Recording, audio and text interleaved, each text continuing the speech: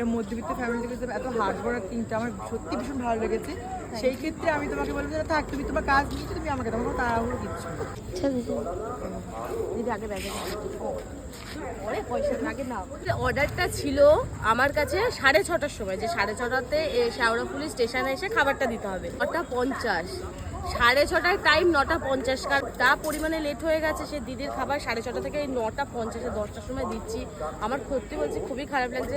আর দিদি এতটা স্যাক্রিফাইস করেছে আমাকে কি বলবো। আর কোন্নগরে মানে দিদির অর্ডারটা আগে ছিল, কারণ আগে আমি দিদিকে এসে খাবারটা দিয়ে আমি কিন্তু কোন্নগরে যেতাম, কিন্তু দিদি আমাকে বলছে তুমি আগে কোন্নগরে খাবারটা দাও তারপরে এসে আমাকে দিও। সত্যি কথা বলবো দিদি, থ্যাংক ইউ।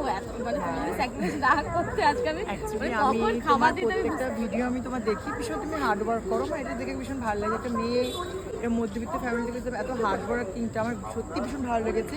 সেই ক্ষেত্রে আমি তোমাকে বলবো যে থাক, তুমি তোমার কাজ নিয়েছো, তুমি আমাকে তোমাকে তাড়াহুড়ো কিচ্ছু না। আগামী দিন থেকে আমি আরও অর্ডার দেবো, ট্রাই করি কেমন হয়েছে।